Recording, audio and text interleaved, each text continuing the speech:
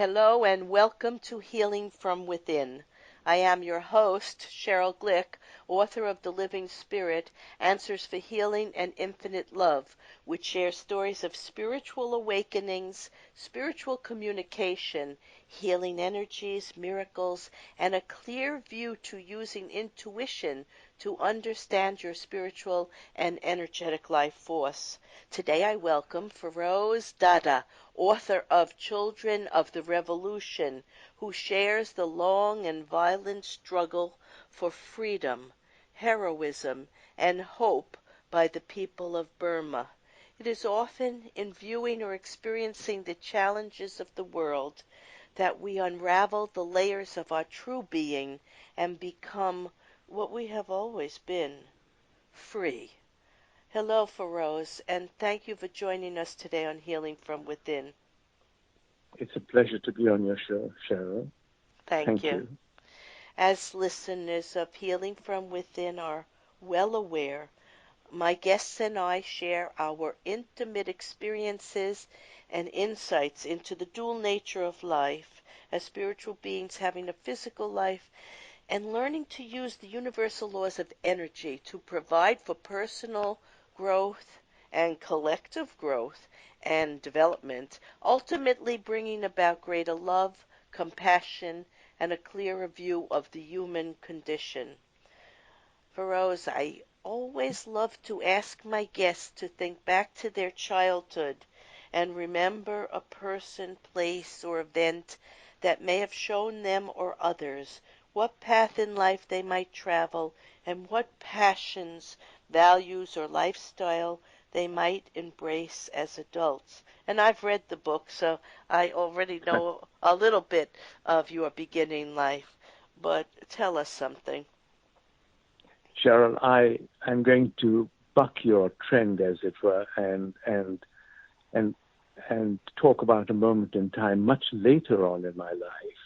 Okay. Which I would say was the beginning of my next life in this life, and that is my journey to Burma and my arrival at this amazing monastery. That was the beginning of my life, if you like, or the second life. So I would say that was probably a spiritual awakening, or as you say, new life. Yes. Yes, I know. I would say that too. Mine started about 20 years ago. And before that, I was very much living in the physical world and following the patterns and beliefs of my parents and teachers and earlier training. But something in my heart just didn't feel right. There was something else to know, to be part of, to do, to remember, perhaps. Yes. And that, if we're fortunate, that happens to us. Yes. It was like opening a door in your mind and walking through it. Yes. Into a completely new life. And that was the beginning, if you like, of this particular journey or adventure for me. Excellent, beautifully said. So please tell us, what led you to write this book and donate all proceeds to the monastery school and orphanage at Enlightened? I don't know if I'm pronouncing it. You're doing quite well. You're doing really well. The idea for the book started, I think it started when you went with your wife, Mumu, to Burma. So tell us something about that. Yes. So the journey really begins when the family went on a holiday to Burma and to a place called Inle Lake. Inle Lake is a very beautiful lake which lies in Shan State. It's 30 miles long and surrounded by beautiful mountains. We were traveling on a canoe to a part of the lake which is, at that time, certainly not open to tourists and visitors. And on a very beautiful summer's day, there was a thunderstorm, lightning, and the boat was beginning to sink. So I asked the boatman, please, let's go and take shelter ashore. And so he took the boat on shore, and as it is normal in Burma, there's a monastery around the corner, and so we went for refuge to this monastery. And as I walked in, I saw this monk standing there, and I realized that I was looking at something quite remarkable, somebody who was quite remarkable. What was his name? We call him Ponji. Ponji means monk. Oh, okay. And his actual name is Utawana in Burmese, but everybody calls him Ponji.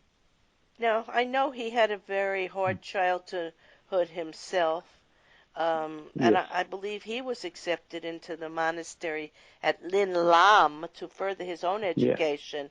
So tell us a Yes. bit about him. I know you felt his energy and presence Yes. because I'm an Exactly. energy healer, and Yes. I am so at times overwhelmed by the beauty of certain people and their Indeed. Yes. experiences and their sharing, their ability Yes. to give love Mm. so freely. So I understand what you felt. Mm. So, but for our So listeners, explain it. Yeah. indeed. So as he was talking to my wife Mumu, who is Burmese, so they were talking in Burmese, I had the opportunity to observe him, and as I looked, I did feel that energy. I then, having listened to him, he said, "Look, we are looking after 300 orphaned, abandoned children at this monastery, and effectively there are 3 monks who look after 300 children." And then I began to realize that I was in the presence of somebody truly remarkable, because afterwards, as the rain stopped, he showed us around the monastery, and what was remarkable is the children were all happy, clean, well dressed, and in great spirits, if that's the right word. And that Yes. left an incredible mark on me. Yeah. All right. To So yeah now, to see that to see that in such poverty, such happiness should also exist side by side.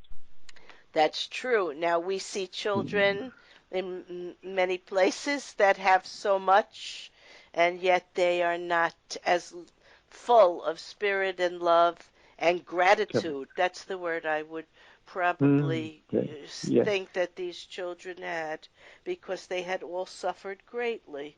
And Yeah. yeah, so let's go on to the Dalai Lama has given the foreword to your book, Children of the Revolution. Tell us something Yes. of his interest in the Burmese children. And I know the name of the country is now Myanmar. It's no Yeah. longer Myanmar. Burmese. Yeah. How do we say that? Myanmar. Myanmar. But Yeah. I kind of always think of Burma as Burma. I guess I Yeah. So do I. it's hard to And give up something that you've known a whole lifetime for a yes. name Yes. change. But And that's okay. We could call it either or, I would I imagine. think you can. Indeed, you can.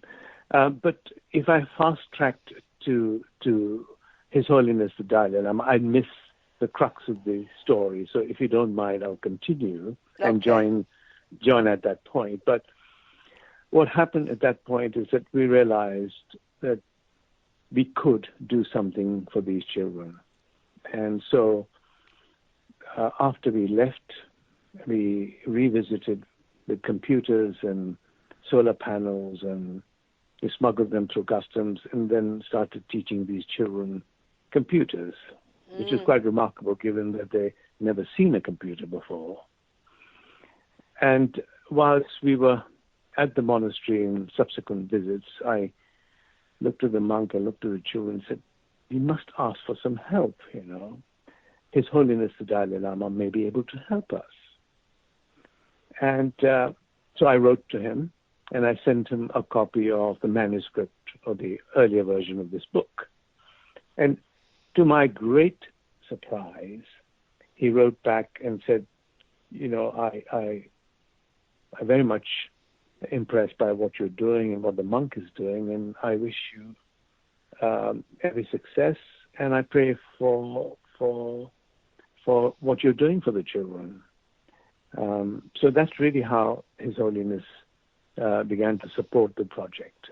Well, that says something for you also Mm. that you reach that you reached out. You see, many people are afraid to do that, to take a step Mm. like that.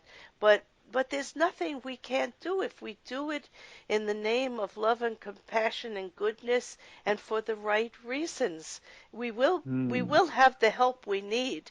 And I know you did much more for the school than just bring them computers. So tell us Yes. about the water system that you set up to help them be self-sustaining and to Yes. make money. Yes, Cheryl. I mean, I think that when we use, um, uh, I would say, worldly skills for a good cause, I think that's really satisfying. All my life, I'd run an accounting practice and been advising clients on businesses. And here was my opportunity to do something for these children. I remember one day we were sitting in the monastery, and the monk said to me, he said, Feroze, I've been teaching you Buddhism, I've been teaching you meditation. Tell me how I can do something to make this monastery self-sustaining. By that time, of course, there were 600 kids. And I said, okay, you've thrown me a challenge. Let me think about it. So I went around the monastery land looking for ideas, and we came up with a list of things. But I knew that we'd got a winner when I saw this stream of water coming down the mountain, and I really went running back to the monk and said, we've got it. Let's purify this water. That'll be good for the children to drink, and we can sell the excess water as mineral spring water. Mm. And so the idea, which looked impossible because at that point there was no electricity, and to get all the equipment from Yangon, which is several hundred miles away, through the lake, heavy machinery. But the universe conspires, and the children's need was calling out. And actually, within 18 months, this factory was up and running, producing amazing mineral water for children to That's drink yeah, and to sell and make money for the monastery. that's amazing. And the universe also inspires, right? Inspires us with the ideas and the way, perhaps, to go forward. It I, just comes in yes. sometimes in a flash. But you have to be paying attention for that. Now, you give a moving account of a monk's work and your own efforts to support a school and care center for destitute Burmese children. Tell us about the plight of these children and the country and what's really going on, what has gone on there in the past, Mm, the war, the yes. separation, the Mm, reason they don't have in a beautiful place funds. What really is going yeah. on there? So as most people may be aware, that Burma had been cut off from the outside world for almost 50 years, and really began to reopen its tourist trade and visitors some 10, 12 years ago only. Before that time, the army was really fighting insurgencies within the countries. Burma has something like 35 minorities who have been persecuted, and we know about the most current situation with the Rohingyas in the Bay of Bengal, the Muslim refugees.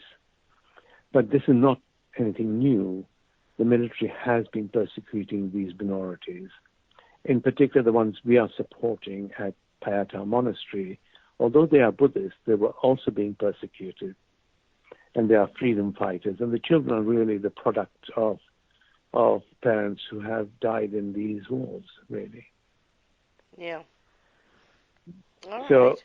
So there's where we are today, yeah, mm, there's war, there's separation, yes, there's the government, there's yeah, corruption, and there's mm-hmm, violence, and the common people are always the victims of this type of behavior.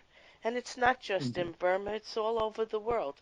This is playing out in the Middle East, especially yeah, Syria, who has had a 5 year civil war, and it's religions, and it's people separating mm, themselves when all they really need to begin to do is see themselves as one humanity for one purpose, to come together, unify, and make decent lives for themselves and the others. So we're watching this in Venezuela.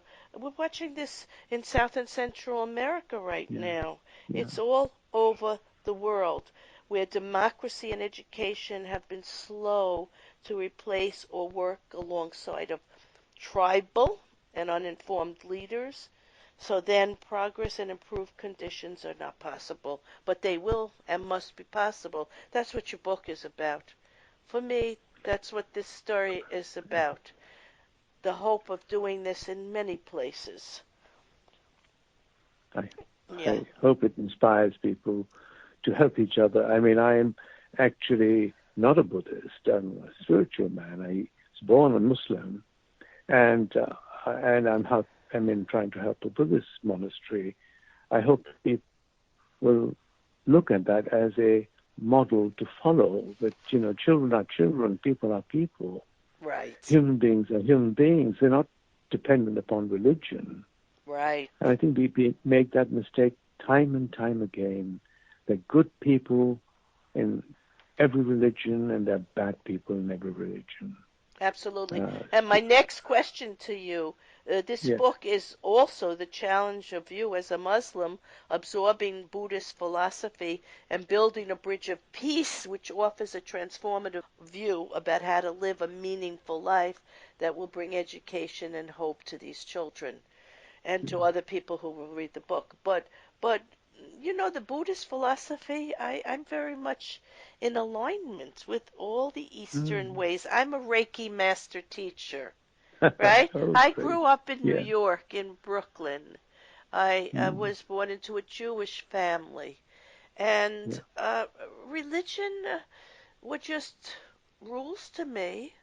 But within my own heart, I felt a personal connection to spirit, Mm. and I Mm. meditate, and I receive information to help people, and it's accurate Yeah. information. So the universe, we're part of that, and it's part of us. And that is the truth of all religions, seeking this connection to spirit or evolution or creation or God or the divine source, whatever we call it. So that wasn't a problem for you, right? No, actually, the real discovery was not the discovery of Buddhism, but the discovery of spirituality. Yes. Because although my early training in spirituality was to do with Sufism, and that is an Islamic background, but it's primarily Sufi meditation.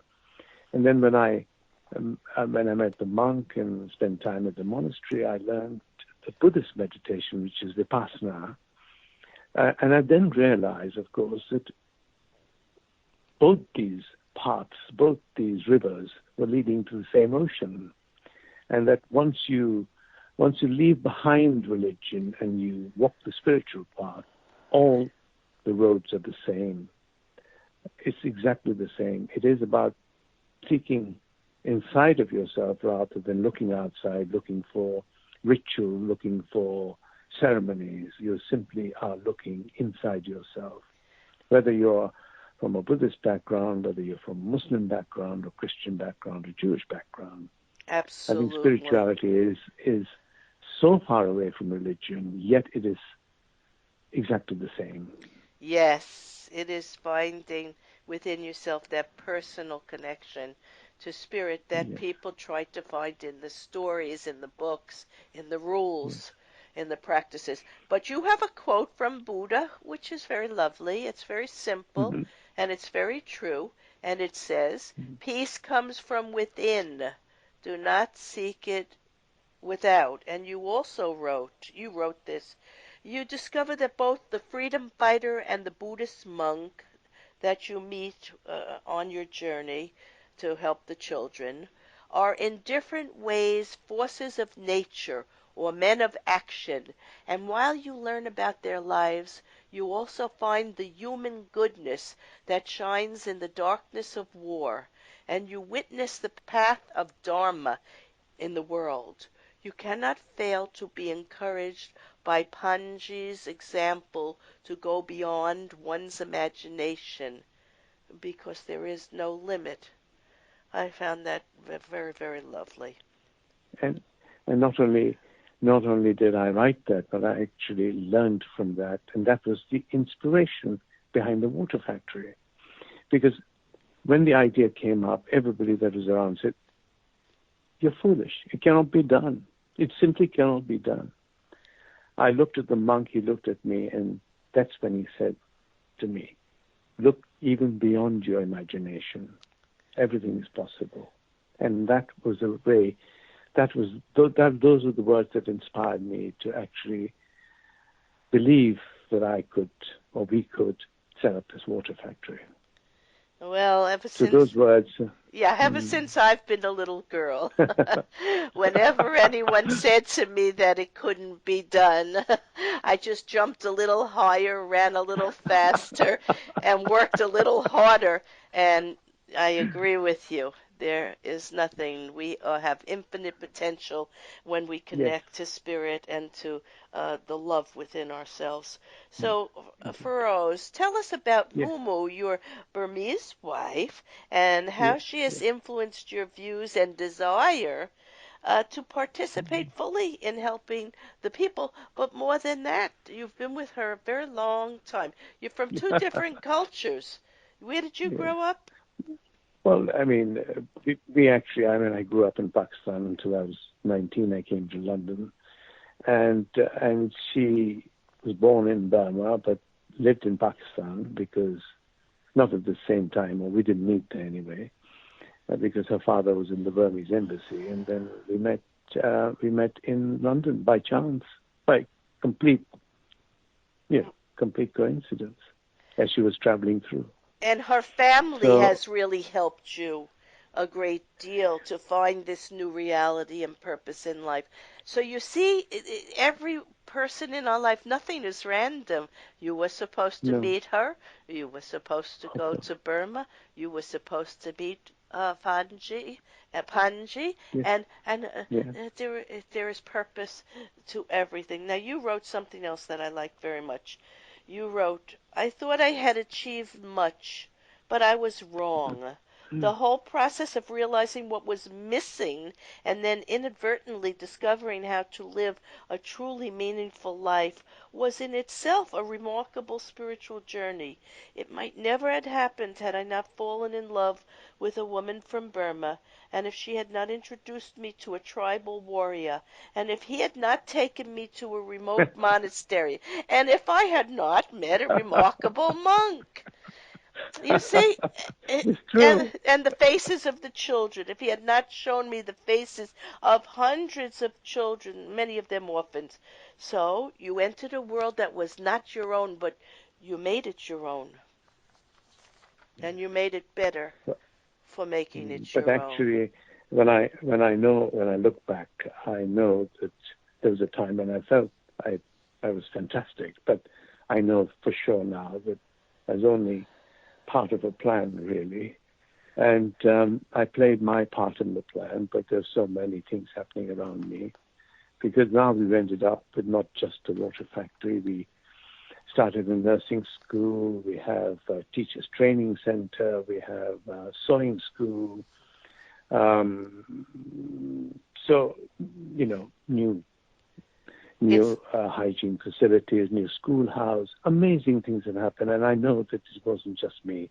Of There are course so not, many no, people. so Yeah, many. yeah, So what would you yeah, like readers to take away with them after reading Children of the Revolution? yeah. Well, I would say please buy the book. It can be purchased through the Inlay Trust, which is www.inlaytrust.org.uk, and it's available through Amazon and other places. I think the main thing to take away from the book or from the story is this. I think that we neglect our spiritual path, we neglect our spiritual life. We are too preoccupied in pursuing the everyday routine, everyday life of making money Yes, and materialism. Hmm. yeah, Yeah. that doesn't mean you don't. We live in a material world and we must live in it and must Yes. enjoy it and be fulfilled from it. But equally, if you can discover and follow the spiritual path, I think we would gain from it. It complements, it's not mutually exclusive, and it will enrich people's life beyond what they can even imagine. I agree Because with you. And I took this to read also. mm, Buddhism, well, whatever we're talking about, spiritualism, and yes, has held a remarkable place in Burma and many places in the world. And to indeed, conquer the problems of the outer world as we seek peace within and our divine love of life and the eternal nature of spirit. There's the message. Wherever yes, these things are happening, we must return to who we are and remember who we are and ask for help from above and from people we yes, work with here, in our families, in our work, and we must come together. This is a beautiful place. Sometimes I just drive by the water or the forests or uh, see children, and I feel my heart just fill with so much happiness for the beauty I see. But very often people are too busy and they yes, forget to see this. And that's what your book is helping people to open up to open their hearts and their minds to the possibilities. So I want to thank you, Feroze Dada, thank you. author of Children of the Revolution, for sharing your amazing journey of inspiration and for living with authenticity and purpose, and for also sharing the story of all who are connected with the monastery in Burma and continue to support orphan children in a land with much beauty and culture, but still with a history of much unrest, war, poverty, and corruption. Many try to bridge the divide between the past and future and help the country to evolve into a democratic way of life. To read more about this topic and to purchase the book, as you said before, go to inlettrust.org.uk. In summarizing today's episode of Healing from Within, Feroze shows us how, over time and circumstances, one may open their heart to the greatest challenges of life, overcome the physical or ego-based reality, and once again remember that healing and living with purpose is within each person's reach. We must allow ourselves to move past self-absorption and to care for others and the world of nature and people with a passion that opens the heart to really knowing that a life well lived is about cooperation, community, family, friends, and sharing all that you have, mind, body, and soul, as you pour your resources into the world and begin to make changes within your own thinking so you can provide health, awareness, education, and love to those in need.